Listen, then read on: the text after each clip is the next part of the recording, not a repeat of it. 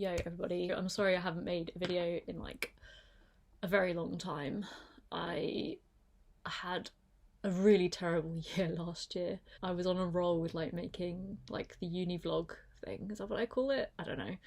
Anyway, the PhD videos, whatever. Someone in my family got very sick and kind of like became my job to be a sort of carer from around about the middle of last year. Things are kind of settling down now, but it's been genuinely super challenging trying to balance everything regarding the PhD and my family commitments, and you know, something had to give, and well, a lot of things gave as it happens.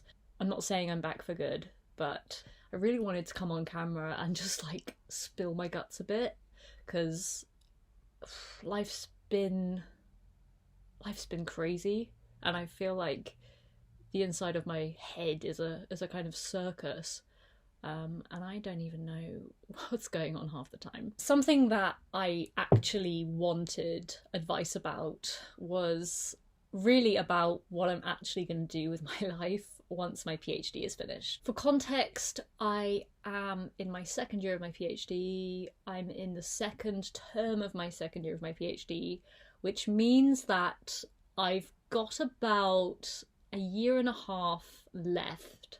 I'm trying to figure out what my options are really for post PhD life. Now, I think if you have followed me for a long time, you probably assume that I want to be an academic, because that was something that I wanted to do for a very long time, and I kind of came into philosophy back in 2012 thinking that some kind of teaching job in a university, I guess, was what I would want to do with my life. Maybe that's my calling or some sort of vocation.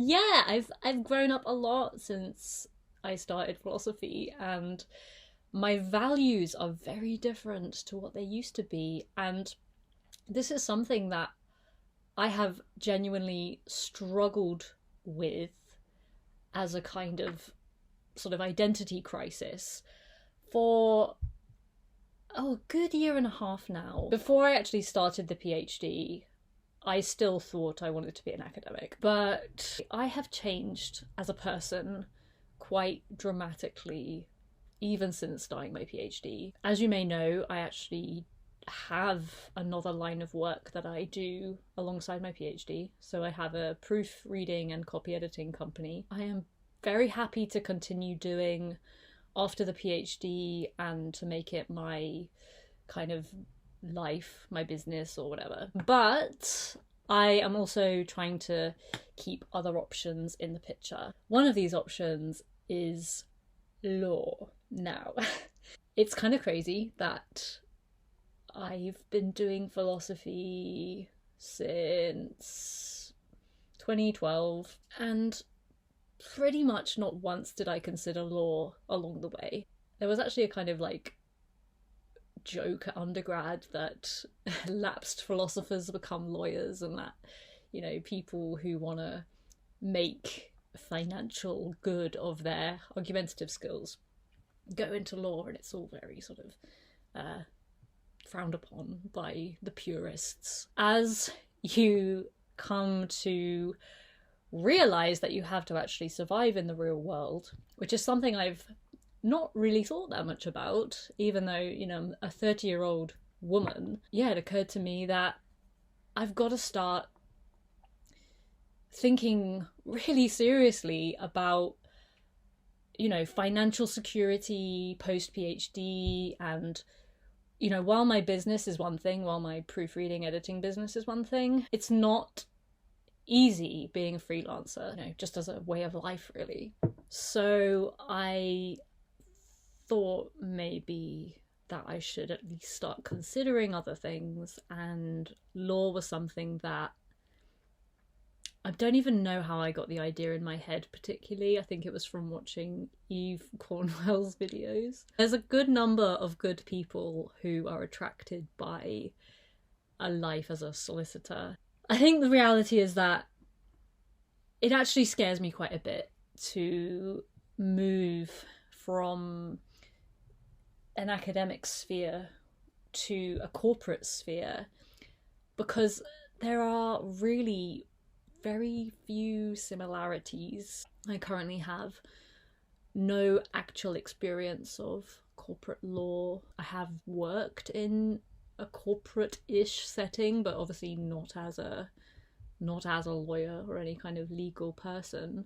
I'm at that kind of point where I'm trying not to get too, I don't know, too sort of preoccupied by what's coming after the PhD. The PhD itself requires so much attention and thought and just sheer effort that it's really difficult to balance quite, you know, serious considerations about my career and all of the kind of work experience that people, say at undergrad, are trying to get before they graduate. So anyway, this was just like a sort of brief update. Yeah, no, it's been so long. I'm sorry I'm not making a video on my camera. I'm just using my laptop. But I thought that I've just been too busy to even sort of, you know, dust the fucking camera lens at the moment.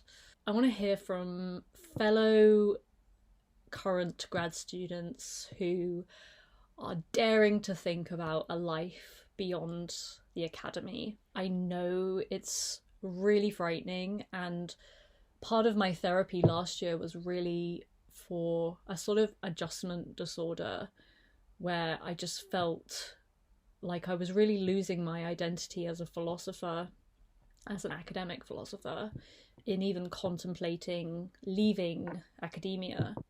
When that's mostly what you've known for like almost a decade, it's really like losing yourself, and you don't really have a strong sense of what to do with your life, and, you know, kind of fills you with pretty classic existential dread. That's all for now. I hope everyone is doing well, and I would just love to hear what people think about this whole law converting thing, because I know that it is something that I have not ruled out, but it is something that I have kind of approached psychologically and then sort of retreated from in kind of fear, mainly of corporate life, it's got to be said. I had a couple of like weeks of really bad nightmares about law. Not sure whether based on misconceptions or just, you know, watched too much Ally McBeal or something. But I want to know whether anyone else is thinking of a similar career change, even, you know, just untutored advice about what to do post-PhD would be very interesting. I'll see you guys soon. Cheers.